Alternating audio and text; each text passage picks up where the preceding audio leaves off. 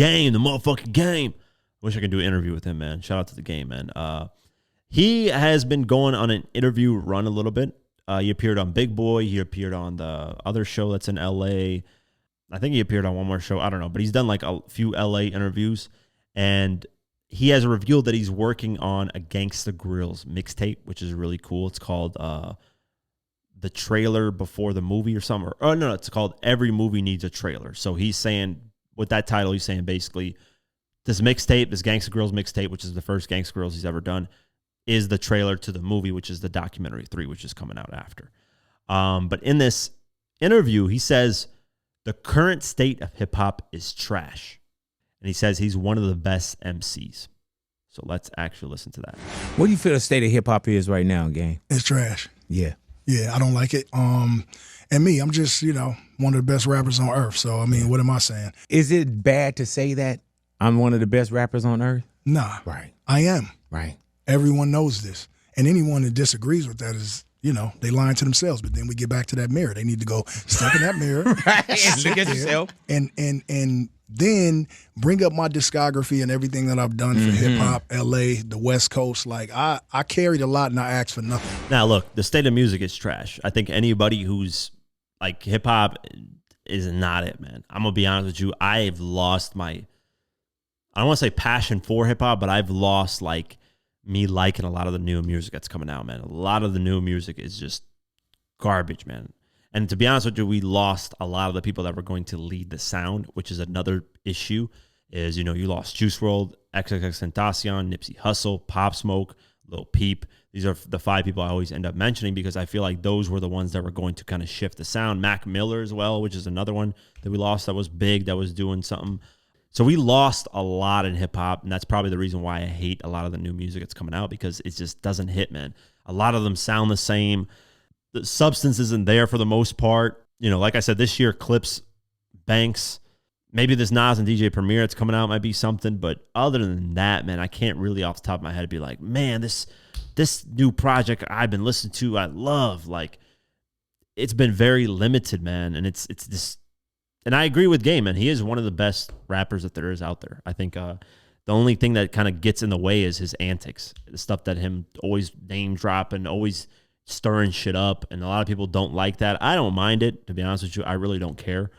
But that's been an issue for Game in his career. But, and he did carry the West Coast for a little bit of time. I mean, that's a huge credit to him for that as well. Obviously, Dre and 50 had an involvement in that and, launching his career and making sure that happens. But, yeah, huge credit to Game as well. But he's right, man. The current state of music is Dookie Water, and he is one of the best doing it, so I can't wait for this Gangsta Grillz mixtape.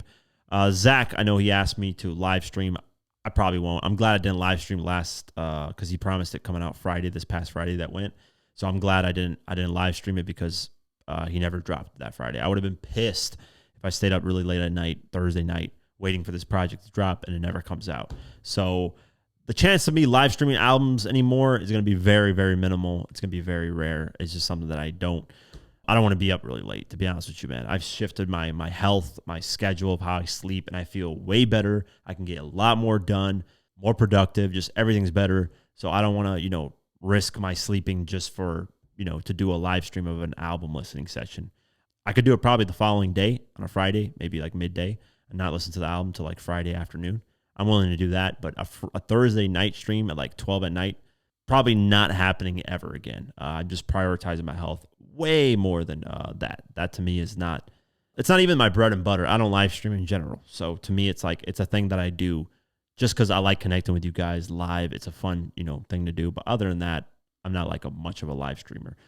Continuing on though, the Game said that he was interested in signing Kendrick Lamar.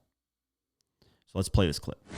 I would be going, in the beginning of my career, I'd be going by Top Dog's house and just, helping him with J-Rock stuff and lending my, 2 cents since I was a little bit, ahead of the curve than from where they were. And I was always asking Top, I was like, yo, let me get dot.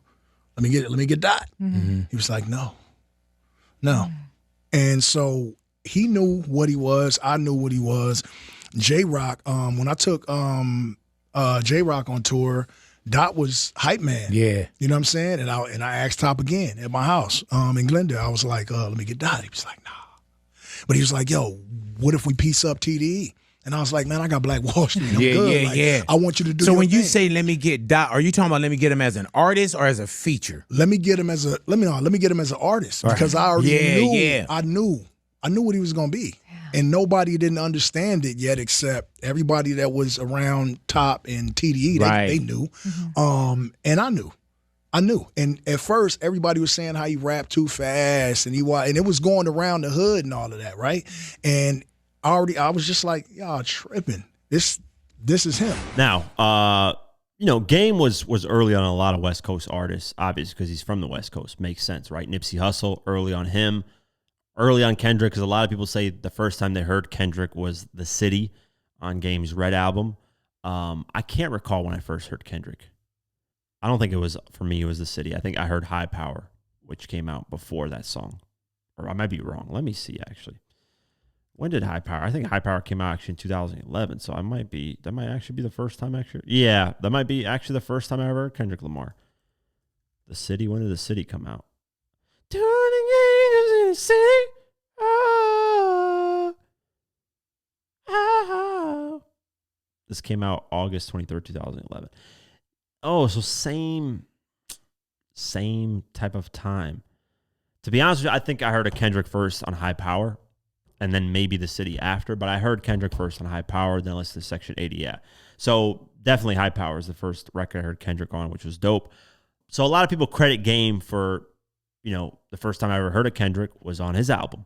Makes sense, right? Game's a bigger artist, puts Kendrick Lamar on at the time, gets Kendrick a little bit bigger. Now, the first time I ever heard of J. Cole was on Jay-Z's Blueprint 3 on A Star Is Born. That was the first time I ever heard of J. Cole. I didn't hear no lights, please, turn off the lights, or whatever the fuck other songs he had at the time. I did not hear him. So that was the first time I ever heard of J. Cole was on the Jay-Z album, A Star Is Born, on the Blueprint. And then Drake, the first time I ever heard Drake. Man, I don't even know. Honestly, it was Best I Ever Had. That was the first time I ever heard Drake, but I just don't remember. That might have been the record, yeah, Best I Ever Had. Regardless, with Game saying he wanted to sign him, I don't know if I believe it or not, because I think Game, if he really wanted to sign him, he could have just dangled $500,000 or $1 million to Top Dog, whatever the case may be at the time, because I'm sure TDE wasn't really popping like that. They weren't making money. Game could have easily been like, hey, I'll cut you $1 million, or we can come with a partnership and get this person, to the next level.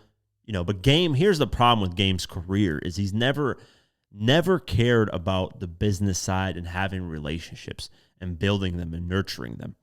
And that's why he's at a position in his career where he's not that top dog anymore. He's not that guy that he's not selling records. His career fell off, not musically, like music-wise is there, but like commercial-wise and just sales-wise.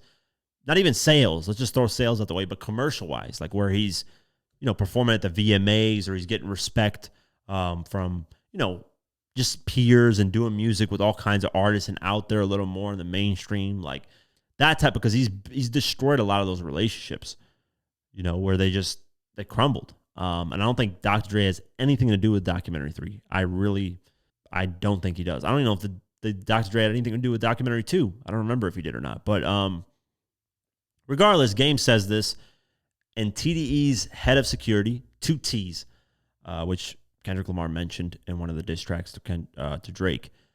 He says this, blood faking. He never wanted to sign Kendrick. So he called him out on his bullshit and said that Game never wanted to sign him. And I kind of believe that, man, because think about it. Game at this time, Game found out about Kendrick, I would assume, in 2009 or 2010. At this time, the Game is gearing up to drop his Red album. He's still on Interscope. He's still a pretty big artist. The Red album did almost 100,000 copies first week. And at that time, when sales were declining like crazy, that's some pretty good numbers. 100,000 copies first week. I think it might be his best album, but that's another thing. I might have to rank Game's albums again. But regardless, at that time, he had some sort of pull, man. He was still with Dr. Dre and still doing his thing. So to me, it's surprising if Top Dog would say no. I get it. He believed in Kendrick a lot, but to a certain extent, if somebody's giving you $1 million, $2 million, or whatever, if he ever offered him money or at least said, hey, let's partner up in this, I think Top Dog would have done it. I just don't see Top Dog be like, nah, man, nah, you get none of that. I don't know. Game's thing is, it's interesting, man, because Game, his stories sometimes just don't line up. Sometimes people say he's flat out lying. I remember seeing a tweet of somebody saying, who lies more in hip hop, Rick Ross or The Game? It's clearly William Roberts, aka Rick Ross. He's, the guy stole someone's whole identity. It's a whole, like, that guy beats anybody out the water when it comes to lying. That guy's the ultimate liar. But Game is up there, and a lot of people say that he's just be lying and just throwing shit out there just to get people to, respect what he's saying or whatever the case may be. I don't know. But regardless, that's what 2T's said. It's, it's fake news. I would like to hear Top Dog's kind of point of view on this and see if it's actually true. That would be more of an interesting point of view, because who knows? Maybe 2T's wasn't there in the conversations that happened. Maybe Top Dog never mentioned it to him, so who knows? But yeah, that's it on that. And Game is getting ready to drop that Gang Squirrels, so be on the lookout for that.